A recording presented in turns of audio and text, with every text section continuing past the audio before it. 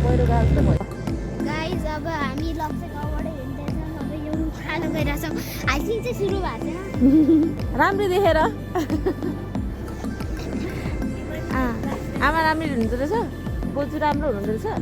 हाम्रो बोजू जस्तो नि यस्तो लाउनु भएको बुलगी। त्यहाँ पाराको बाटो हेर, बाटो खत्तम रहेछ। अब हामी अहिले 12 बजी हामी यता खाजा खान आइरहेछौँ। ठाउँको नाम चाहिँ थाहा छैन। अहिले हामी खाजा खाना ठाउँ राम्रो ठाउँमा आएछौँ। अब खाजा खान्छौँ। अब गाइस आज अब हामी खाजा खाना बसेछौँ। चिसो मौसम भएको छ, बिहान बोरिङ रहेछ। अहिले चाहिँ रमाइलो भइरहेछ। खाना खेल्न कुद्न रमाइलो गर्न सबैमा रमाइलो भइरहेछ। चिसो मौसम पनि छ।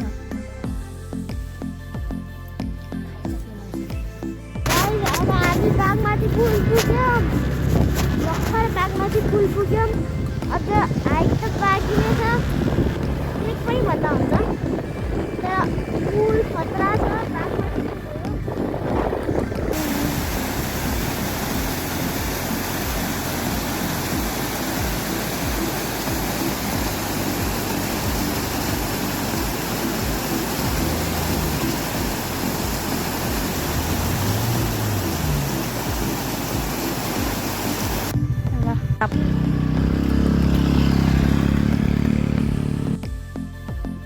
कस्तो लागिरहेको छ तिमीलाई? रमाइलो बाटो कस्तो छ? नराम्रो।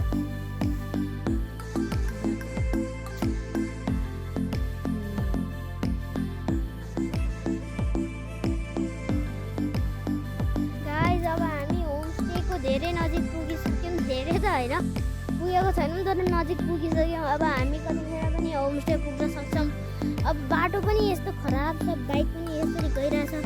अब बाटो खराब भएर के हुन, जब भ्यू यस्तो खतरा देखिरहनु भएको थियो। मैले यस्तो भ्यू अहिले मेरो जिन्दगीमा देखेको छु।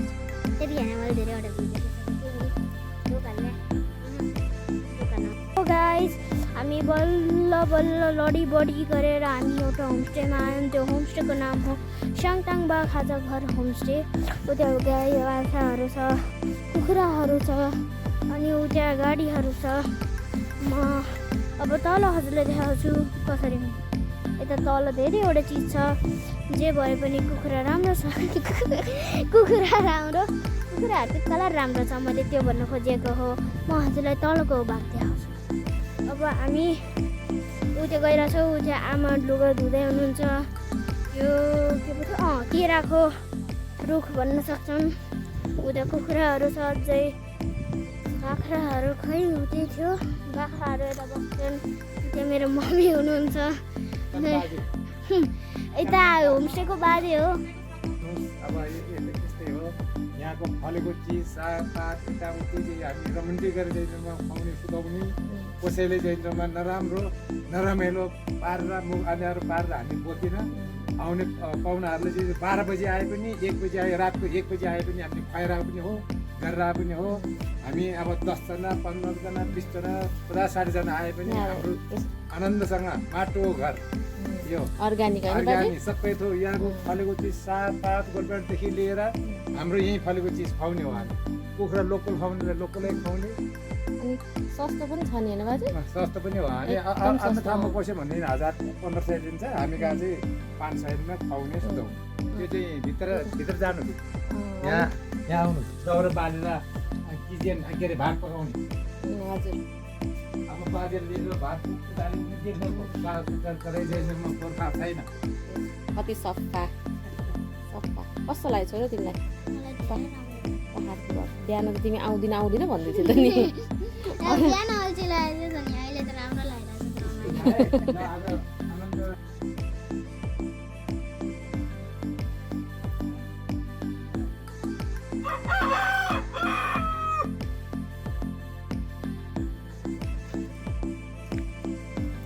तिमी सोलुखुम्बु भन्छ नि, यस्तै छ सोलु पनि।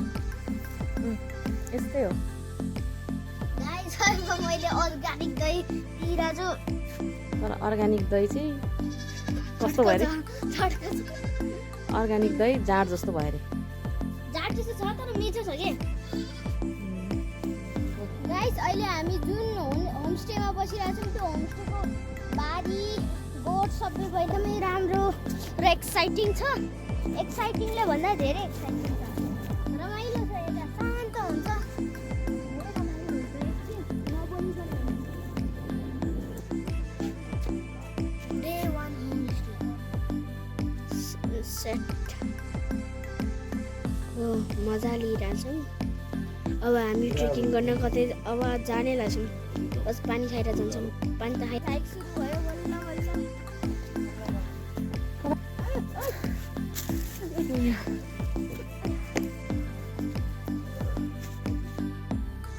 छिटो आऊ न, छिटो आऊ।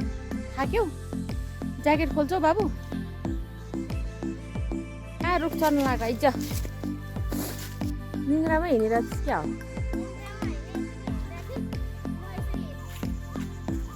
गाइस अहिले हामी डाँडा रम्बेश्वर महादेवको हाइकिङमा निक्लेछौँ।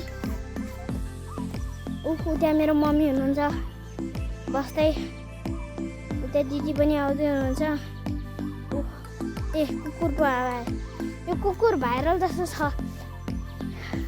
हामीलाई बाटो देखाइरहेछ यसलाई। यो कुकुर यसलाई काली भन्दा हुन्छ तर हामी कुकुर भन्छौँ। होइन गाइस? रगत निस्क्यो कहिले देखाउँछ? आकाशतिर हेरेर हिँडेर नि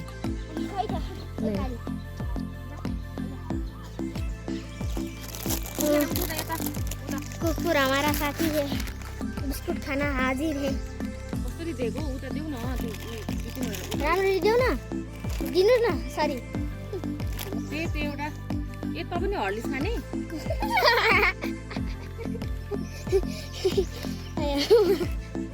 ओ हाम्रो दिदी ए कस्तो रहेछ।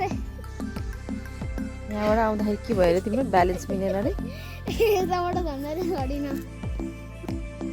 ट्रेकिङमा आउने मान्छेको हालत यस्तो छ।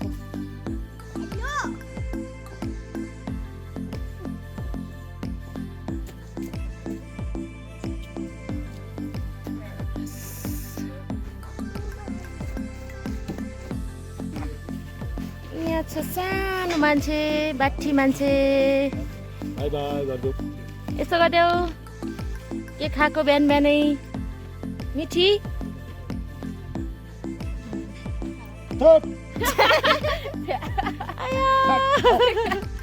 चिसो लाग्यो, चिसो लाग्यो, चिसो लाग्यो सानो मान्छे लागिमा है। मन्दिरको कालोमा फेरि अब सकेन। अहिले धेरै खाएर हिँड्न नसक्यो तिमी?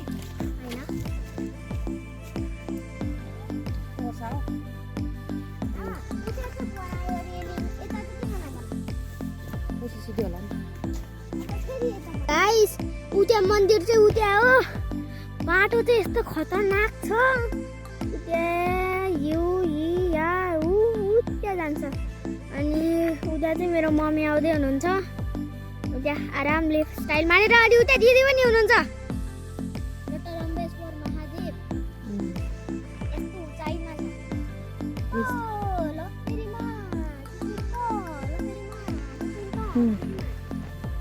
Nào.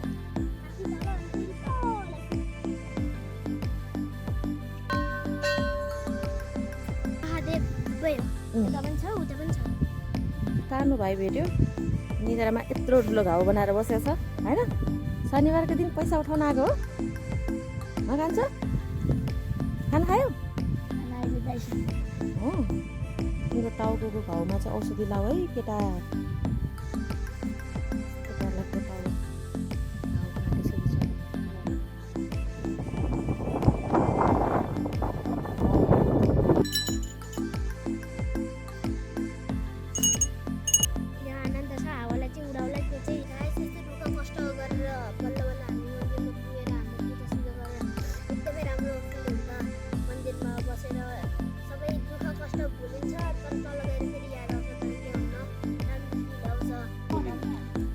त्यही दाइले चाहिँ कति वर्षमा भेटेको रे यो नानीलाई? जन्मिन साथी अब त्यो खाने मेरोमा त्यो त्यो उसमा चाहिँ मैले त्यतिखेर चाहिँ त्यो म दार्जिलिङ काम गर्दै ट्र्याक्टर चलाउँथ्यो अँ अनि त्यतिखेर भएर चाहिँ अनि उसले दुध त्यो पाएर ल्याएको अनि दाइले त मैले ट्र्याक्टर चलाउँदाखेरि भेटेर ल्याएको भन्नुहुन्छ कि अनि मैले नि- भेटेर ल्याएर मात्रले सोध्नु बाटोमा फालेर मान्छे है म चाहिँ पार फाले कि त्यही त है अनि आधी मात्रै आउने मान्छेले बच्चा पार फालेर कुद्नु लाग्यो पुलिसले तलै त्यस्तै परोस् भनेर। त्यही त है म त छक्कै परेँ कस्तो मजाले आफ्नो छोरीलाई जस्तो गरेर गर्नुभएको रहेछ नि त नि मैले माया गरेको हो अझ कपडा फेरेर हो भनेको आज चाहिँ कपडा फेरेन हाम्रो दाजुले मायाको चिनो दिनुभयो गुराँसको फुल यो हम्तकाली खाएकै छ हाई दि बाई बाई हजुर त्यहाँ मजा आइरहेछ माथि जान हुन्थ्यो अहिले चाहिँ यस्तो छिटो पुगिरहेछ नि म सर्टकट लिइरहेको छु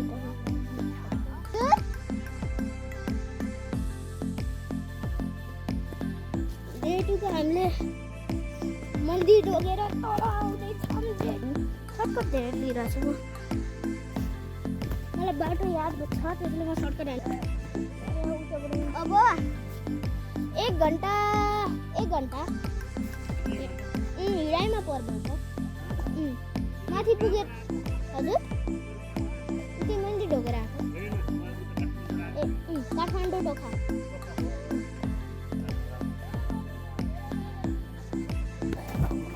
भिडियो बनाउला राम्रो आउँछ